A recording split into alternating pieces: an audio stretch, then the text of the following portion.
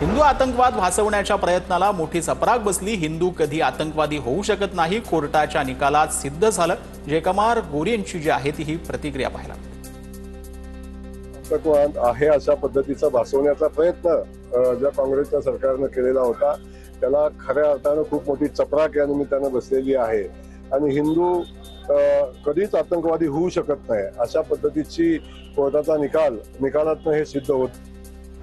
सत्य समोर येत असतं। अपराध नसताना 9 वर्ष कारावासात राहून प्रतारणा सहन करावी लागली। मालेगाव बॉम्बस्फोट प्रकरणाच्या निकालावरती महंत रामगिरीजी महाराज यांची प्रतिक्रिया आहे की न्याय मिळण्याकरता 17 वर्ष लागले हे मोठं दुर्दैव आहे। आणि अपराध नसताना 9 वर्ष जेलमध्ये राहावं लागलं, प्रतारणा सहन करावी लागली।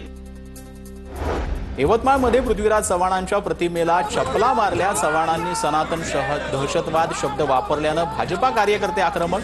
भाजपा कार्यकर्त्यांनी पृथ्वीराज चव्हाण यांचा केला निषेध। त्यांचं म्हणणं आहे की हा भगवा दहशतवाद नाही तर हा सनातन हिंदू धर्मांचा दहशतवाद आहे। अशा या पृथ्वीराज चव्हाणचा आम्ही आज चपला मारून जोडे मारून इथं निषेध केलेला आहे। राज ठाकरे आणि वंचितनं त्यांची आपली राजकीय भूमिका स्पष्ट करणं गरजेचं, अन्यथा याचा सर्व फायदा निवडणुकीमध्ये भाजपला होतो। रोहित पवारांचं मत। ठाकरे साहेब असतील, त्याच्याबरोबर आपण वंचित बहुजन आघाडी हा पक्ष असेल, त्यांनी कुठेतरी येत्या काळामध्ये तुम्ही संविधानाबरोबर आहात, सामान्य लोकांबरोबर आहात की नाही हे कुठेतरी येत्या काळामध्ये स्पष्ट करणं फार महत्वाचं आहे।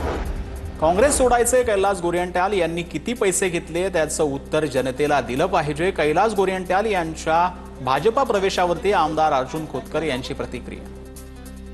अशाने किती खोके घेतले, आता पक्ष बदलायचे, काँग्रेस सोडायचे किती पैसे घेतले माणसाने, किती खोके घेतले याचंही उत्तर त्यांनी निश्चितपणे जनतेला दिलं पाहिजे। रासपचे नेते महादेव जानकरांनी मुख्यमंत्री फडणवीस आणि कृषी मंत्री भरणेंना आव्हान दिलेलं आहे। कर्जमाफी करू म्हणून सभेमध्ये म्हणायचे ना, मग आता कर्जमाफी करून दाखवा असं जानकरांनी म्हटलं। आता त्यांना बसू द्या, तरी आज बाहुल्यावर बसल्यानंतर पाहू द्या आता काय होईल। कुठलाही कृषी मंत्री झालं तरी मुळात म्हणजे शेतकऱ्याचं कर्ज माफ करावं हे देवेंद्र फडणवीस साहेबांनी सांगितलं होतं ना प्रत्येक सभेत, कर्ज माफ करणार करणार करणार। आता आमचं त्यांना म्हणणं आहे फडणवीस साहेब आता ते करून दाखवा।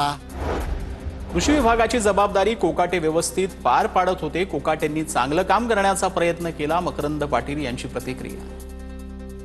विभागाची जबाबदारी ही माणिकराव कोकाटे साहेब चांगल्या पद्धतीने पार पाडत होते, परंतु या विभागाच्या मार्फत त्यांनी एक चांगलं काम करण्याचा सुद्धा प्रयत्न निश्चितपणाने केलेला आहे।